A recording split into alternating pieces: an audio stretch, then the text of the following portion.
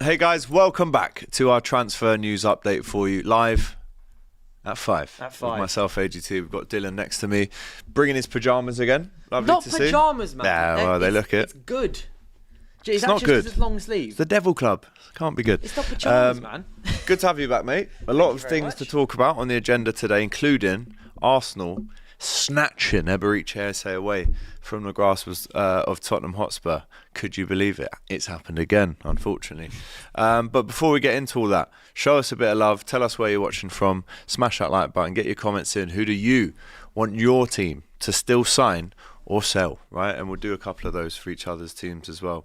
And then subscribe, because trust me, DR Sports at the minute, what have we got coming up for them? Well, tomorrow, Dill, Yeah, tell me. best of enemies, right? And you know that's going to be a blaster. Oh, especially after I the think Eze KG is stuff. sitting on the floor for that one as well, as he should be, of course. And then on Saturday, we've got the watch-along, Man City versus Tottenham. Also a little surprise on Saturday night as well, so keep an eye out for that Saturday night. And then on Sunday, we've got FCM. And then Monday, we've got, what have we got? DR at 12:30, obviously, with myself. And then I think we're doing Newcastle-Liverpool watch-along for that as well. So it's a good time to subscribe. I'm going to the game, mate. Oh, there you go. I'm actually going to the game, so don't worry about that. You won't catch me on that show. But yeah, a lot good reasons to subscribe to the DR Sports channel. The Isak Derby. The Isak Derby. I have to definitely keep my nut down in that game for sure. But listen, good to be back with you. Good to go through the news today and see what was actually going on outside of the obvious Eze stuff. There's some bits and bobs coming, and also Arne Slot had his press conference today. My guy, mate at this stage, Jeremy Frimpong, interviewed him twice already as a Liverpool player, and I'm gutted to see, because yes, in the Community Shield final against Crystal Palace, he took a big whack from Wharton, should have been sent off actually, and now he's got this hamstring strain, so we'll get into that as well. But there's only one place to start, and it's in North London, and in the white corner. North London. And in the white corner, we had Tottenham Hotspur, who thought they'd agreed the deal. Thought they had personal terms all sorted, the T's needed to be crossed, the I's needed to be dotted, but all of a sudden, even though we're hearing that the initial interest by Arsenal and the contact made and the start of this move for Arsenal was August the 10th, and now we're on August the 21st, and they seem to have taken Eze for a decent fee as well. And how do you react to that? I mean, Spurs fans, let us know what you think in the chat as well. They must be absolutely fuming right now, and Arsenal fans jubilant. On Monday, I remember we spoke about this, and you said to me, you turned to me, and you went, Yeah. where should Eze go? And I remember saying Spurs. And to be fair, I think my reasoning is still right in terms of, he'd be the main man there. Like at Palace, he's been the main man. He's used to it. Big fish, small pond. Yeah. At Spurs, he'd probably still be a big fish in a bigger pond, but still a pond, slightly smaller. Pond nonetheless. Small pond. But he's gone for Arsenal. And to be perfectly honest, I think Arsenal have just taken Spurs for a ride here. Like, yeah, it's easy to make theories, make theories about football all the time. But I think what Arsenal have done is they've gone to Eze and gone, would you want to join us, right? And he's gone, yeah, I'm an Arsenal fan, all of that. And then Spurs have come in and gone, we're gonna take Arsenal here. We lost out on Morgan Gibbs-White, so we're gonna snatch Eze from Arsenal. That's a big statement of intent, and we're gonna sign, Savinho from Man City as well, bring them in. So Arsenal have just gone, let's see what they agree to deal with. We know he'd rather join us, so we're not gonna do the negotiating. Let them do it, and then just because they matched the offer, isn't it? I'm pretty sure they just matched Spurs' offer, so they quite clearly sat there, arms crossed, and went, you know what, let's just wait to see what they agree to, and if we like the fee they've agreed to, we'll just do the same thing. Yeah, 67.5 fee agreed. The player does his medical tomorrow. They pay 60 million up front guaranteed, with 7.5 in achievable add-ons.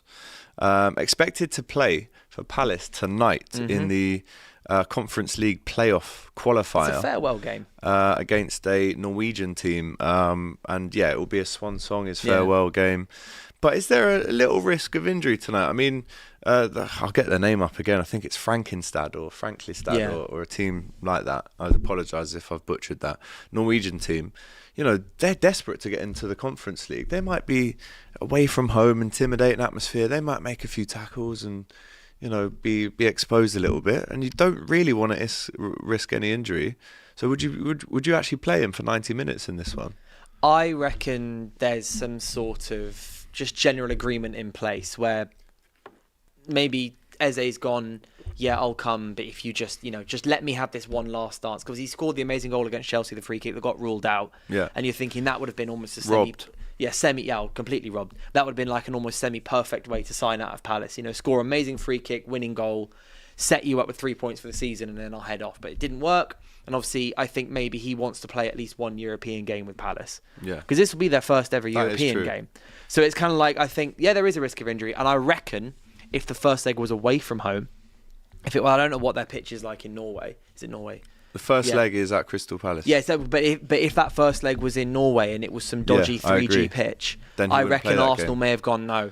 Fredrikstad, No way. they're called. Fredrikstad, there you go. But if their pitch was some sort of 3G pitch or dodgy, not completely carpet pitch like all the Prem ones are, Arsenal may have been a lot more like, oh, don't know about that, just come for the medical now.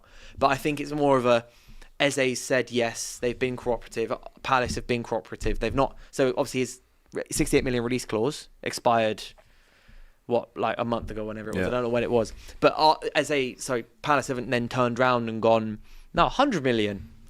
You had your chance for 68 million. They've still agreed 67.5, or 60 plus 7.5. That's the same as the release clause, pretty much a little 500k less.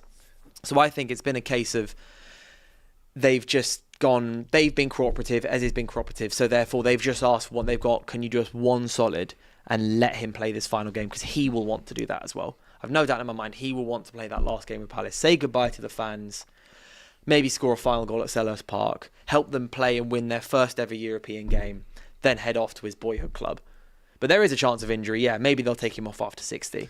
That's what I was thinking. Kind of thing. And But also, just you like don't want him to play him have a full final game goodbye. because you want him to be subbed off and have that moment, right, where everyone's stood on their feet applauding him. And I actually agree. I think sometimes in football, as much as results are the currency of the game, it's such a serious, cutthroat, ruthless business. There is still space for that sentiment in football, isn't there? In terms of, look, Arsenal, it's his final game. He's the one that got us into Europe. Let him have this little qualifier. I say little, they should be in the Europa League already. But let him have this European night at Selhurst Park, his people, his club for the last 5 years, and let him have a send-off, and we'll be cautious. We'll take him off after 60. Some of the Plus, comments, also, that's still minutes in the legs for when he goes to Anfield next Sunday and could make his debut. some of the comments saying that he's not playing. Not playing? That After has I've that just come gone on out? for it That, for has that 5 come out minutes. recently? That's got to come out recently, right? Because He's when not we playing. last researched this, it was saying that he was Because on the playing. 12:30 show, we were talking about it. Yeah. So that must Is have that been, comments? Is that really recent then? That must have been very, very recent. But big up that to does- Michael for I letting mean, us in know. our sheet here, it does say Yeah. he's expected to play tonight. But Well, if he isn't playing, not I'd sure. say that's disappointing. oh, is it a cup tied thing? Don't think so. Because it'll be a different competition. It should. Yeah, it says he'll be eligible to play in the Champions League for Arsenal. If he's still. not playing, I feel for Palace fans then in that Yeah. case. Like then his final game was that Chelsea game where he got a sick goal disallowed. And they he ended did up, get a little unfortunately- moment at the end, didn't he? But if Yeah. you're Eberechi Eze, right, the journey of his career, you start off. Ed Aaron's okay. Ed Good. Aaron's- So Ed Aaron says that he's not playing. Maybe we'll get it up as well. But he starts off his career. He has so many loan moves, and I mean, even before the loan moves, he was at Arsenal's academy. Yeah. He supports Arsenal. He goes out to Reading, and so many loan moves. You think fair play, he's doing the hard yards. And listen, I'm not going to say he's, a youngster, because when you look at the stats, he's 27. Like he's had a fairly long career up to this stage. But don't you think fair play and so many kids and obviously young players.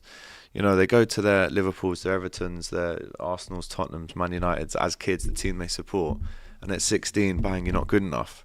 But then to go round the houses and almost prove to everyone after Arsenal, Fulham, Reading, Millwall, QPR, Wickham, he's going back to the Arsenal. And it's like a beautiful circle moment for him and his family. I love that for him. You can see why he's rejected Spurs in this game. You can see why he said Arsenal.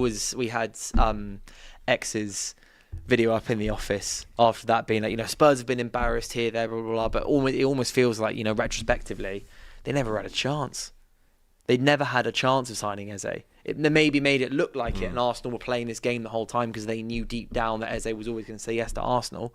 And Arsenal had, because I've said it many times, on the show in the last few weeks. It's like, Cecil was saying a few weeks ago, why would you pick Spurs over Arsenal? And I was saying, because Spurs have actually made a move for him. Arsenal haven't actually made that move for him. They haven't put that bid in. Spurs have. And he's just gone, yeah, okay. Like, I would agree to those terms, but Yeah. I'm not signing anything just yet. And then Arsenal have. And then Spurs at that point, though, would have been going, hang on, we know Arsenal are also in the race for him. Maybe we should act a bit sooner. And that's what Abby was saying on the show earlier. As a Spurs fan, it must be frustrating with the amount of money that the club brings in, PSR, that Abby said they could spend 300 million. I think maybe that's a little bit over the top, but I see what she means.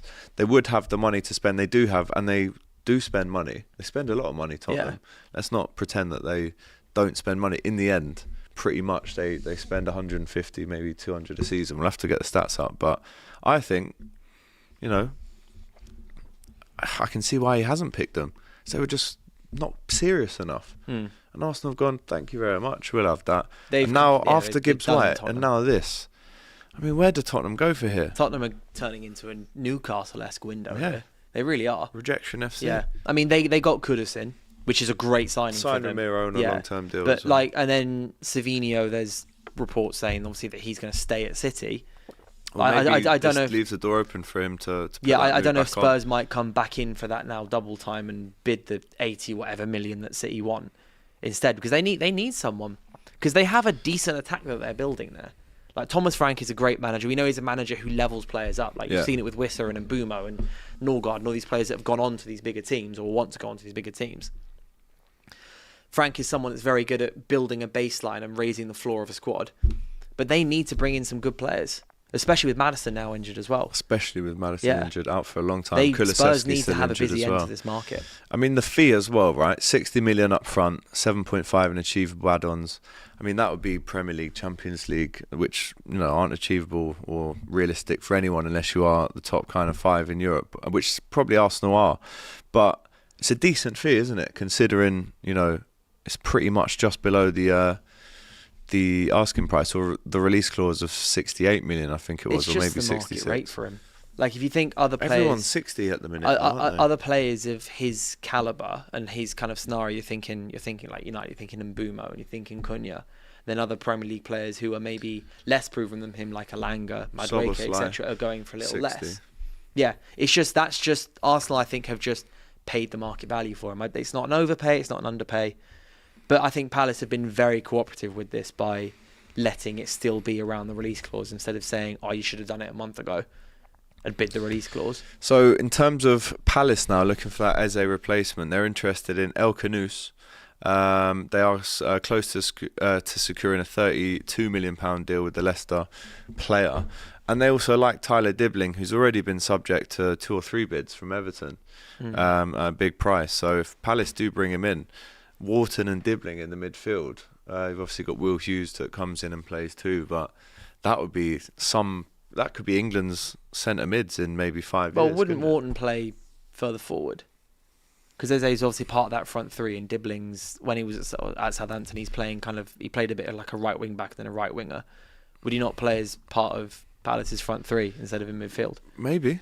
No, he's still definitely a midfielder. Adam Wharton. No, I'm talking about Dibbling. I had him down as a centre mid when I saw him at Southampton when he scored a few of those goals. I mean, it was an awful season last year for Saints, but he was the only shining light, really. Yeah, he's a winger, isn't he? Yeah. That's what I was thinking. He'd be if they signed Dibbling, it'd be a great signing. I think Dibbling was great. When the whole £100 million thing came in, I think that was just talk. Obviously, he's not actually a £100 million player, no. But like a bit of 30, 40, 50 million. And Palace have a record of going into championship teams, buying a good player and bringing Adam Wharton, Elise and Eze, I'd say probably 3 of their best ever players. Yeah. They've done so by buying from the championship and developing them. And Glasner's a manager who can do that. Yeah. It'd probably be a very good place for Dibbling to go. He's young, very young, so potentially a lot of pressure on him to try and replicate and replace someone like Eze. It's not an easy task at all.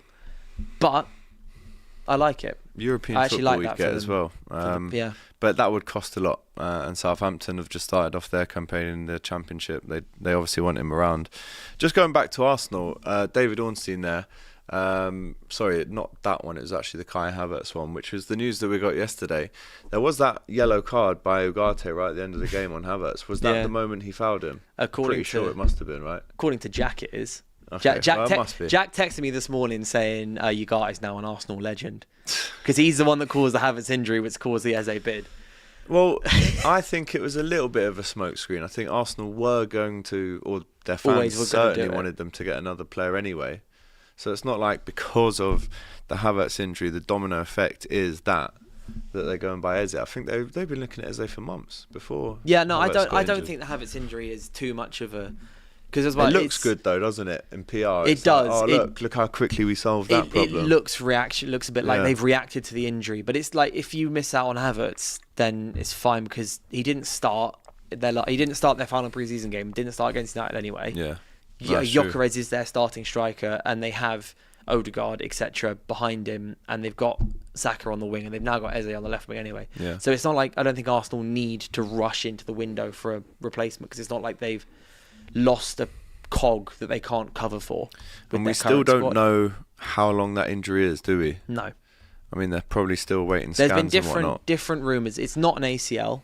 It's been said it's definitely not an ACL injury, but I think they're still waiting. It's one of those ones where you're waiting for tests. You're waiting to see if the swelling goes down to assess the more granulars of it. But it'll be at least a few weeks, a month at the bare minimum.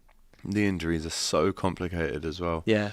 A knee injury could be a week, just a knock on the knee, or it could be a year. Like with the severity of the ACL, the MCL. TalkSport say the severity of Havertz's injury is unknown, and it remains to be seen so far just how long he'll be out for. But obviously now with that becomes a notable absence from training, and then you get Eze in, which not only gives you another option in that midfield. I mean, you've got Martinelli now. You've got Eze in the middle, Odegaard. They've obviously bought Gyökeres up front. They've got Saka on the right. Still got Jesus. Still got Wanyeri. I mean, they've got options, don't they now? Yeah. No, I mean, it was what Arsenal have needed. Arsenal have needed. Last season, they lost Odegaard, they lost Saka, and it was game over. They just. Did I say Madueke as well? Huh? Did I say Madueke? I think so. Yeah. Yeah. But like they have options, and like they've strengthened in the two positions they needed more than anything, which was striker Trossard? and left wing. Yeah, they handed Trossard a pay rise and then not extended it. His deal's still. It's just given him a pay rise. It's really bizarre deal. So basically, he was on like 90 grand a week. Now it's on like 130, but his contract's still to 2027. Wasn't it? Fourth year, I want this or. I have no idea. It came 3 years ago. It's a new deal that's still the same length of time. Okay. Fair enough. But they have options where before they collapsed, and like last season they got injuries to their big players, and obviously you are going to get worse when that happens, but their whole ambitions for the league and everything just died from there pretty much when they lost Odegaard and they had Havertz injured. I think Havertz was injured for a bit, wasn't he? And Saka. Whereas now they have other people who can cover and mitigate the potential losses, and also allows them to try and compete on all four fronts. Champions League semi-final last season, obviously they sit in the boardroom and they go, in theory, we want to go get further than that, go to the final. You need options. You need these two players in every position like Chelsea are doing, and that's what they've done. That's what Liverpool had last season as well, to be fair. 6 attackers really across the front three. Need to get a couple more in. Speak about Alexander Isak later on. Again. But when you look at Havertz, him being out, it's 29 goals in 88 appearances across all comps there for the Gunners. 15 of those were last season from 36 appearances. I know he came in as almost like the furthest forward 8, but with him being kind of versatile, obviously he can drop in and play, he can be on the end of crosses, he kind of covers that space between the 10 and the 9 quite well. But when he is out and you bring in someone like Eze, do you still think they go on and get a striker, even if it is a loan, to replace Havertz being injured, or have they now got enough options where they can they got to find out what the injury's like first. There's no point in going out and getting a striker on loan if it turns out he's only injured until the end of September. Yeah. Like, there is no point because there's an international break anyway. They just play Gyökeres up front, as they will. He's the starting striker anyway, and then Havertz will come back in the show. But if it's until December or January, it's something more serious, then potentially yes, go and get someone on loan, or go and find a £15 million striker from Porto or something. I don't know. I've just named a completely random club there. But like, you can maybe go and do that. But there's no point in making that decision until you know how long Havertz is out for. Yeah, for sure. A quick one. Maybe we do a poll of this actually at home as well. And I'm gonna ask you this question now. Mm-hmm. Who starts more? Let's say both of them are fit, and hopefully he's not out for a long time. But say both of them are fit. Who starts more games for Arsenal this season, Havertz or Gyökeres? It's got to be Gyökeres. You can't buy because some people, £55 million striker. I say some people. I'm reading here Troy Deeney saying Gyökeres isn't for me. He's not the answer. I know he's only one game in, and people say he's rusty. But if you look at his movement, the way he was running, there was an incident when he went through and stood on the ball. I think you're going to see Havertz start more games than Gyökeres over the course of the season. He says. No. Because they bought Gyökeres to do what Havertz can't do, which is score. And they can't then play Havertz more. Yeah, that true. makes just doesn't make sense. And Gyökeres, I had a lot of fun watching him against United on the weekend because it was very fun to watch him, bar one moment, pretty much get eaten up by De Ligt. He did, and then when he did have the ball, there was a point where he fell over, he tripped over. It was a bad debut, but I don't think that he's actually going to be bad for Arsenal. Like, as much as it'd be funny for me if he was. Obviously, because we were linked to him, and then he came to Arsenal, and then he then just plays badly, despite him being like the final piece of the puzzle, this and that. From a neutral point of view, I don't think he won't score 97 goals in 2 years, but I still reckon he'll get 20 to 25 in all competitions. He'll be the striker they need to score the goals against Leeds, Burnley, that they didn't, like Havertz didn't do last year.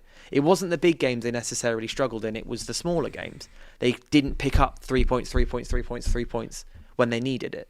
And Gyökeres is the kind of striker who will do that.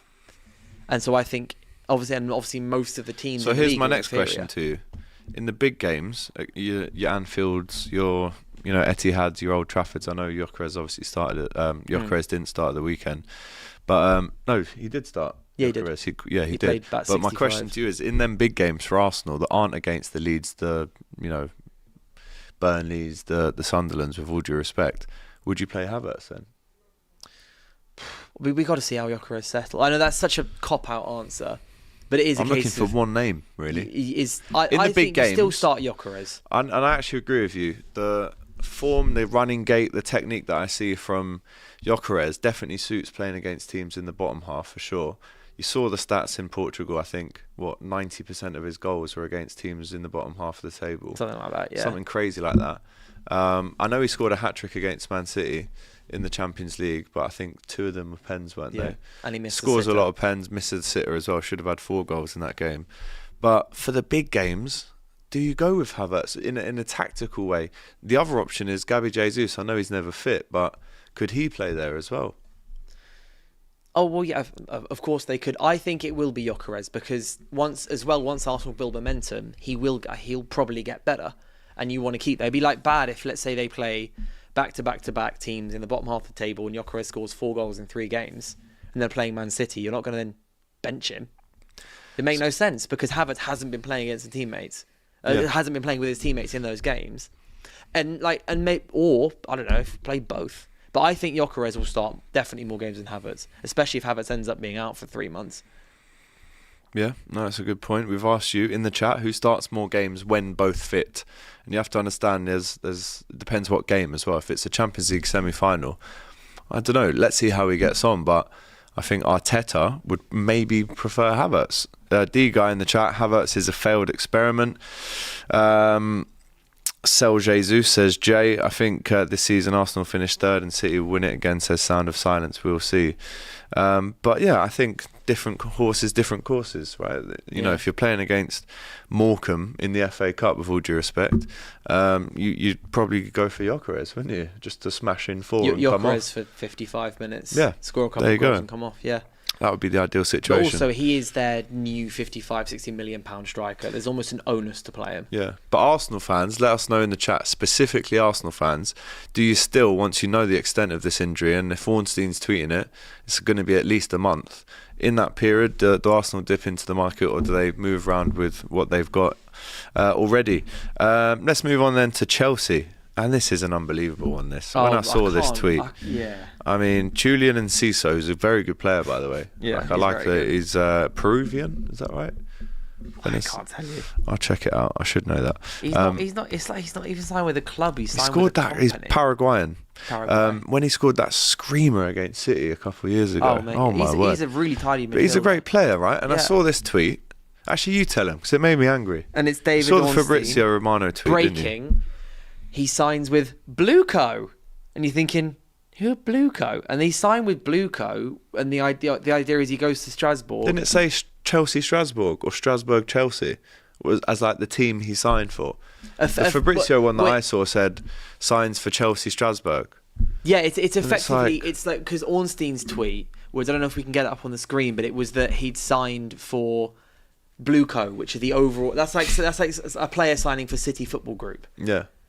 Or someone signing, or a striker signing for Ineos. Yeah. And it's like it's because signing, isn't it that Chelsea already have like the maximum amount, they've like reached a limit of loans or something like that. So they've signed him and they'll send him to Strasbourg, and the idea is then he will 100% then just be sold to Chelsea in like 1-2 years time.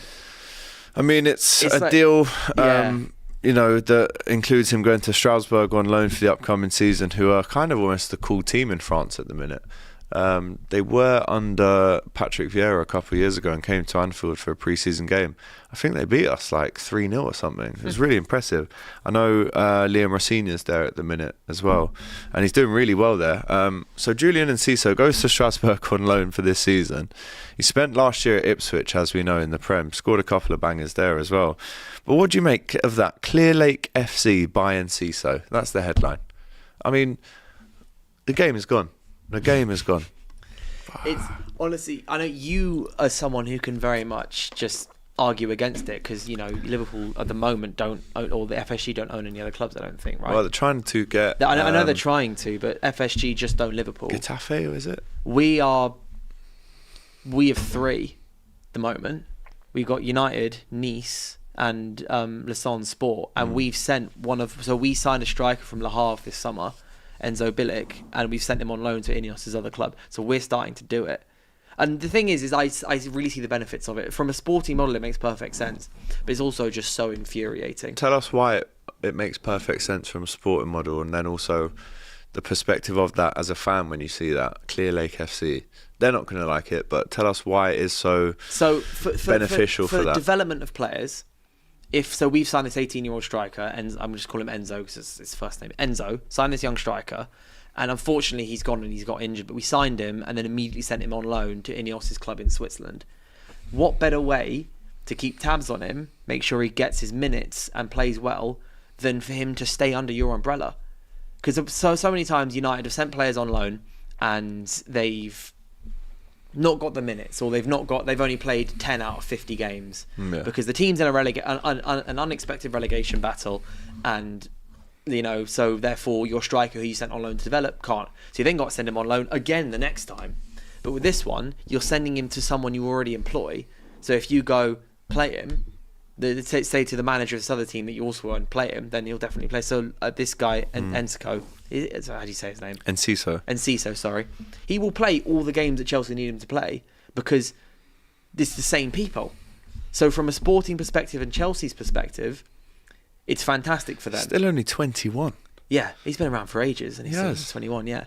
But it's fantastic for them. But from the perspective of football, it's just tiring. Because especially Chelsea, they do these weird things where they give out the 9-year contracts and all these values and stuff, and it's not in the name of the game, if that makes sense. But I know that I'm throwing stones in a glass house at the moment because it's exactly what my club are also trying to do. Yeah, I mean, City did this when they signed Lampard and then sent him to NYCFC, says JP in the chat, which is actually a valid point, isn't it? They did do that. Yeah. And you've obviously got City players selling or loaning players back to Girona, and they had to appeal for them to both be allowed to play in the same Champions League as each other. So anyway, the game is gone. We know it's gone. But it was the Crystal Palace thing for me that just makes even less sense. Yeah, I didn't like that. So how are some models fine, some models aren't, and stuff? And I know technically Palace not broke the rules, but they didn't put the paperwork in time. But when you take it in context of all the other stuff, it just feels like there's some rule makers are making it up as they go along. And then some teams, so Red Bull Leipzig and Red Bull Salzburg can play each other in the same group stage of the Champions League, but Palace can't play in the Europa League because of Lyon. When the guy sold his Palace shares, they're not even owned by the same people next season. No, I don't like it at all. Morally, it doesn't sit right with me. You know, they earned that. And I know Eze has now been confirmed that he won't play tonight, but his goal is the reason that they should be in a Europa League campaign. How good that would have been. They deserve to be in it. But the other hand is they could win the Conference League. Maybe they wouldn't be able to win the Europa League, but they could win the Conference League. They could, but if they're losing Eze and Gahey potentially Gahey to Liverpool, as well. I don't know. It's kind of hard to speak about because it's just also so confusing and so inconsistent. Yeah, it just is. There's no, and it's bizarre. And there's no real regulation on it because no matter what it is, another club will find another loophole somewhere else, and then everyone will copy that loophole, and in 3 years' time they'll cover that up, and then something else will come up, and there'll be another thing. There you go. Let's go on to Liverpool then. So Arne Slot in his press conference earlier confirmed that right back Jeremy Frimpong will not be available for Liverpool until now after the international break. The international break, as we know, is coming up very shortly, as it always does, 3 games into the season. There's another one in October as well. Oh yeah, it's September, October, and then November, March, and then it doesn't happen until March. Yeah, June. I mean, it's obviously after the Sunday's games next week. That's when you go to England duty. So he won't be back until after that. I mean, a hamstring necessarily could be 3 weeks. It could be 2 months. But I mean, it's a big shame. Around a month, it's a big shame. I'd say so, because you don't want to rush him back. And obviously, his game does rely upon pace. You know, recovery, getting forward as well. How big an injury could that be to Liverpool? And when you look at the games coming up against Newcastle, against Arsenal as well, Conor Bradley will probably have to fill in there. I was going to say Conor Bradley's good. He's great. He's good. And he offers you something different. You've immediately in your games so far against Bournemouth and against Palace, you've looked open at the back. You have looked open, and that's because Kirkes and Frimpong are so high and so aggressive. So I'm not going to say it's a good thing for Liverpool that he's injured, but there is a potential argument that if Conor Bradley comes in, he's not as fly high as Frimpong is. Yeah. So it might give you a bit more stability in those games. Frimpong obviously was going to start those games, but there is a certain argument of you might actually be a little more stable now, especially because that Newcastle game is just going to be ridiculous. Yeah, it is, because the play, individually, the player like Anthony Gordon's been speaking, it's going to be loud, saying that the Isak stuff has hurt their dressing room, and you guys are the reason for that. So there will definitely be a feisty affair there. It is the Isak derby. So, but he won't be there. There is a certain amount. Yeah, he won't be there. He will not be there. He will not be there. But there is a certain amount of it gives Slot the chance to play a more stable back line in those big couple games, which could help nullify some of the issues that you've experienced in your opening couple games. Yeah, Joe Gomez also injured. I mean, how many times have I said that? But he can play right back. As things stand, I mean, Conor Bradley hasn't started a game yet in pre-season, I don't think. Frimpong definitely started right back in Hong Kong, the game I was... Oh, no, maybe Bradley did. Anyway, he hasn't played in the Prem or the Community Shield so far. To throw him in under the lights on a Monday night in that atmosphere, Newcastle away, could Slot maybe say to Szoboszlai... you genuinely. Can't play Szoboszlai left back, man. No, right back. Sorry, right back. Yeah, he keeps getting further and further and further and back on the pitch. I know, but his energy is unbelievable. Oh yeah, for sure. I think he'd be quite good for one night at a right back. I think he'd be fine. He showed it last season when Trent. I can't remember why. Why was he playing? Is it because Trent got injured at one point? Trent got injured. I mean, he showed it from maybe 2 seasons ago now, because he's had some amazing games. But if you remember the game against Real Madrid when he slams Mbappe. Yeah. Cleanest tackle you've seen. And talk about under the lights. Yeah, that's true as well. I think Bradley will be he's shown himself to be a player who understands an occasion and steps in and does a job. And Newcastle is just another one of those. Give him a set of instructions. He's aggressive, front-footed, and so can handle someone like Anthony Gordon. because Anthony Gordon will just get the ball and run at him. Yeah. And so Harvey Barnes as well will just run at him. But you'll go there. You'll want to dominate. You want to score goals. And I think it could give you some balance when at a time when you need it, because you're still trying to figure out how to work your two fullbacks. Because it worked with Robbo and Trent well, but these two, they have to learn. They have to understand. Robbo and Trent spent years and years and years together figuring out, when to go out and when to jump and when to go into midfield and everything. Then Bradley is someone who's been there for a couple of years. He knows it, so potentially, gives you a bit more calmness and stability. Although it's obviously not great that Frimpong's got an injury so early, and it being a muscle injury. Yeah, I think Bradley might be a slight risk as well, because he only trained once this week. So that's why I would say Szoboszlai, just in terms of having that engine to go up and down with Anthony Gordon. I'm not saying that Conor Bradley doesn't have that engine, because he does. But I think first game back, if I was Newcastle, I'd be going, right, who is right back? If it is Conor Bradley, we know he hasn't played a minute. We know he hasn't started games. We know he's not fresh, fit. Smash it up there and let him deal with it. That's the weak side. I just think for this night at Newcastle away, if you put Szoboszlai in that position, he'll get up and down like you wouldn't believe, to start with anyway. He was a bit leggy in the last game towards the end, but he exerts himself so much, I'm not surprised. And then you can maybe put Wirtz, McAllister and Gravenberch in midfield. That's a good midfield, actually. I like that. Because what are you losing still? Yeah, so Gordon will play as a striker, just reading some of the comments. Yeah, Gordon will play up front, but obviously he will drift out into them channels as well, won't he? Because that's the ball they'll be looking for, by the way. Even Trippier at right back, Bruno, Joel Linton, they'll be looking, can we get it in behind they'd be that looking right-hand side for that anyway. If Frimpong was playing, they'd be looking for that. Yeah, of course. Frimpong will be pressuring. Yeah, so, and he's small.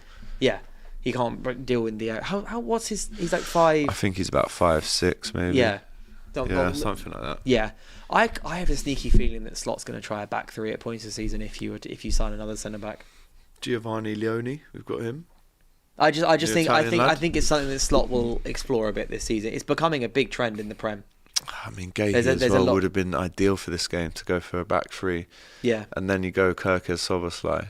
That's what Bradley. I mean. I do think back three will be explored. Endo played it right back for a spell against Bournemouth last week and got cooked for a good 10 minutes. And that's why, again, we had to bring Curtis Jones on and put him there. I think, how many right backs can we have? It's definitely added yet another layer to this game. It has. There's so many layers already. With everything that Newcastle have got on, your signings, you've made loads of signings, but look a little unstable. They've made not all the signings they wanted, but are a very big core group. Yeah. Then you add the Isak thing. Then you add the right back thing. There's a lot on this game. I'm as a neutral, realistically, like in terms of I don't support either team, I'm looking forward to it. Yeah, well, I'm going to be there, so I will feel that atmosphere. And I'm actually looking forward to it, because the last time I went to Newcastle away... as well. No, it's Monday night, mate. Oh, is it... Wait, what's Monday night, 8 Spurs. o'clock. Oh, yeah, so that's my bad. It's Monday night, 8 o'clock. Spurs. No. Tottenham, it's Monday. So it's like, the last time I went to Newcastle away, 2010, I was 16, went up with my cousin, and we lost 3-1. Andy Carroll scored 2 goals against us. It's one of the worst performances I've ever seen in my life from Liverpool. The goal we scored, I think, was a Sol Campbell own goal anyway. So they actually scored 4 on the night. And then the last train to London got cancelled, so we had to actually stay there. And we lost 3-1. So I'm going back thinking, right, redemption arc. I know we've won a lot of times there since, Darwin Núñez recently, but yeah, it's been a while since I've been up them sides. So Matty Renton, be ready. I'm actually getting in and going to the game with him, actually, in the old hospitality. Nice. But I actually just can't wait just to feel the atmosphere in that stadium. It's genuinely one of the best atmospheres I remember seeing, like, live in the flesh. Yeah. So we've got. I like the proper fixture, Monday night football. That is, isn't it? The fixture list. The first couple of weeks this season has been a good one. Yeah, had some good games so far. I can't wait. Whoever's playing it right back as well. Alex, will you be with Matty Renton? Yes, I am. Yes, I am, fella. Unmissable game versus the Toon, says D. Maybe Gomez and Bradley can split the 90 minutes if Gomez is fully fit. Isak on the bench, don't see that happening. Who will Isak support? I mean, he just wouldn't come on the pitch. He wouldn't even make himself. They're training today and he's not. Yeah, he's at home. I think he was in yesterday for a chat, but again, when do you think, speaking about who Liverpool still need to get, this is a transfer show, I mean, ideally it would be Isak and Gahey, because of this game on Monday, do you think all of this kind of kicks off again in terms of Liverpool making another bid on maybe the Tuesday, Wednesday, knowing that Monday is the deadline? I don't think it'll be before the game. Can't be. Impossible now. It's Friday tomorrow. It won't happen. You know what? Actually, it'd be very funny if they just put it in like Monday morning. 10 minutes before kickoff. Yeah, 10 minutes before kickoff. Imagine. No, I think it'll be one of those. They'll put it in like see how the result goes, and I don't think it's irrelevant what the result is. No, but as in, I think how they put the bid in depends on the result. Like for example, if Newcastle win, they might be more likely to, they're in a good mood. Yeah. Liverpool put in a bid in, and like Liverpool put a bid in like 5 million over what they might have put in otherwise. Just as a negotiation tactic, who knows? But let's say Liverpool go there, Ekitike scores twice, and they spank them. Liverpool, I don't know how you'd like. How do you write that email, or how do you actually send that message? Sorry about last night. Anyway, do you fancy 150 mil? Do you want 125 plus 10, and then we get the guy that wasn't playing anyway? Yeah, and Joel Linton as well. I know that guy is going to be trying all sorts of stuff. Yeah, you put one big bid in. So what day would you think that goes in? Tuesday. Well, because there's not a lot of time left. Because like personal terms aren't an issue, but I think you'll put in a bid that that Newcastle might not outright reject, but could adjust. You could waste time. Huh? You could waste time a little bit. That's what I'm saying. So you put it in. They'll then spend 2 days maybe tinkering with it. If it's a bid that they deem could be adjusted rather than them just going nah, and then you've then got to book the medical Friday, Saturday, Sunday, or whatever, and then. You'll want to put that bid in if you're putting another bid in. You want to put that in, like Tuesday morning. Tuesday morning, what time? Well, I don't know the time, man. Well, we're just guessing. 10:41 a.m. Because remember, they're obviously travelling back from Newcastle that night. Well, the players aren't at 10, putting leave at at 11. They're all going to get home at I know not, but yeah. Slot will do, and he's obviously got to sign these things off. Call on the phone. No, what I'm saying is they might get home. Just thinking of the chronological timeline, they'll get home at let's say 2. Might get a flight actually from there, right? And then wake up but 9 o'clock. But none of the players playing or people putting. I know, but I'm just. You're going 10:41. Then I'll go. Who puts the bid in for you? Like kind of like it'll be your DOF CEO or something. Yeah, but they'll not probably going to have go like a assistant that might do it for them. They could go there and have a meeting with them on the night. They could. That's a very good. I mean, we are literally. That's what I'm saying. Coming to your house, so they could be sat. Fancy They little could be chat. sat in one of the hospitality suites. Bottle of wine after. Yeah. I don't think there's any wine in this one. Actually, I think there's pretty spiky at the minute between these two, just in terms of the back and forth. You think no glass bowls, just plastic? Yeah, just maybe in that. Case. But what I'm saying is, it might not be a sit-down drink. It might be a stand up and just thrash it out for 5 minutes. Yeah, a little square off. I'm gonna go. Tuesday evening maybe. Then you've got Wednesday, Thursday, Friday, Saturday, Sunday. I reckon it'll come out Tuesday evening though. Yeah. We'll go in the morning and then David Ornstein about 5:30. Okay. Well, let us know what you think the timings are. If it is even a thing that will happen at all, let us know. Also, Mark Gahey, he probably will play tonight for Palace. Liverpool still interested. Inter Milan have thrown their hat in the ring as well, by also reporting some interest there. What, Mark Gahey? Yeah. Bastoni as well. Ongoing links about him potentially leaving. Chelsea and Newcastle have both been interested in him. But Giovanni Leone has come in for Liverpool, but they still need that kind of experienced centre-back with Prem level kind of quality. And I think it is Gahey. Do Liverpool make a bid for him before the window shuts? Well, there was that really weird moment, wasn't there, between Gahey and Glasner of the Chelsea game where he just ignored him. Does that mean anything? Do you read into that? I don't know. Well, we spoke about that on Monday, and it's a bit of a... nothing's come out about it since, which makes me think that it wasn't there was nothing significant about it. I feel like if there was something and there was some grumblings or whatever, that will have come out by now. So I think probably not. But I mean, you need a centre back. You still need to sign a centre back. Could this be his last game for Palace? Yeah, potentially. We'll see how he reacts. Yeah. Maybe he waves to the crowd. That's a great shout. We'll see. We'll see how he reacts. But I mean, I don't see why you wouldn't put you've not really got any competition. I know you've mentioned there Inter Milan, but it's not like at least in the Premier League you're not getting any significant competition for him. So I don't know why you wouldn't also do that. Also just put in a bid, because hasn't it been kind of said that 35-40 million would be accepted, or that's something that the Palace would talk about. But yeah, I just think you probably will because you need a centre back. I'm just going on Indy Kyler, who actually... Oh, is this the Strand Larsen stuff? Yeah, just to double check the validity of that. It's Indy Kyler, man. No. Newcastle. Well, listen, you say that, but Indy Kyler was a big part of my my uni years. I remember following this guy in 2012. I remember it. Yeah. And it was all a bit of a joke. Follow this guy, like he's got all the transfer inside tips, so you follow him. And then, bro, he's getting shout-outs from David Ornstein the other day. Big him up. And I know he's like proper, close to the Liverpool fans as well. They've been bigging him up recently. I take everything he says with the biggest sack of salt. Who is this guy? I have no idea. I have a theory. Kyler. I have a theory that he initially started as someone who, or it might be multiple people, because I think they claim that there's like 5 people behind the account. I've seen it said before, but it's like people who originally were just kind of trolling, or just like saying random stuff. But you've done it for so long. What a tactic! That they've ended up getting in the right room and the right people, and ended up turning into some. That's brilliant. Because the Belabor stuff was correct, and it was so out there and so ridiculous and so spot on that there is clearly some sort of link somewhere. But I still refuse to believe that it's he's coming through some bits though. Because what has happened quite recently is he said something like on day 1, and then day 4 it happens. And people go, wait a minute, he said that 3 days ago this was going to happen. So we'll see. But it says exclusive bomber. Newcastle submit bid for Jørgen Strand Larsen. This has been a known rumour, so it's not out of the ordinary. Larsen, by the way. We understand the bid has been submitted in the last few hours. Wolves officials to meet within 24 hours to discuss the bid. So maybe in 24 hours we get a here we go. But as things stand, that is good news for Liverpool, is it not? Because he would be Alexander Isak's replacement. Yeah. As well as Wissa. Well, it definitely would probably make Newcastle more open to it, for sure.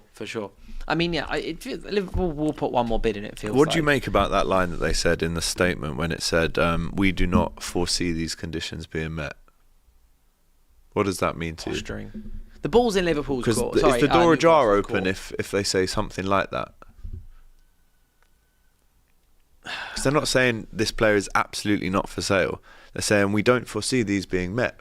But how about if we meet the conditions, then what? Yeah, you see that then, don't you? I think it's one of those lines that they just kind of have to say it. They're not going to go, and we would be open, because they can't say something. They can't really say anything else. Anything else weakens their position, because they turned around and said to you, he's not going anywhere. And they've said everything they've put out. So like Luke Edwards and stuff is he's not going anywhere. We're not going to sell him. Blah blah blah. So they can't then make an official statement that kind of says anything less than that.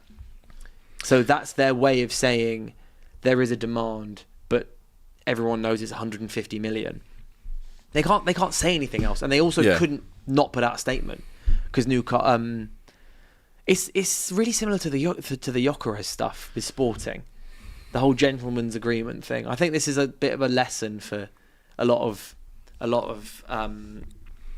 footballers. Yeah, gentleman's agreements. Get it on paper. Yeah, that's what you need. If it's not written down, it's not true. Victor Boniface, AC Milan, €5 million loan fee with a 24 million buy option clause and contract until 2030. Also done. Good player. Very, very important for Leverkusen under Xabi Alonso for sure. Scored a lot of important goals. Could this affect Rasmus Højlund's move to AC Milan? Obviously he's been linked with them, but also now he's been linked with Napoli and RB Leipzig as well. So as a United fan, where does he end up? Because according to you, all the United fans that I speak to, it definitely isn't Manchester United. It's he said no to Leipzig when we were negotiating for Šeško. Like he flat out said no. So Leipzig said, according to Fabrizio, he said that Leipzig said that. I'm going to start that sentence again. Yeah, just start again. That was terrible. Fabrizio Romano said that Leipzig see Højlund as a dream transfer target. Okay. And it was kind of a case of, sick, we want your striker, you want our striker. And then Højlund just went, no. Yeah. But then Højlund's now open to leaving because Šeško went over the line. Yeah. So maybe Højlund thought that potentially Šeško wasn't going over the line. But because he prefers a loan move. So Højlund wants to stay. Højlund wants to stay, but if he were to leave, he would rather it be permanently. Okay. Basically, he doesn't want to be in limbo next summer.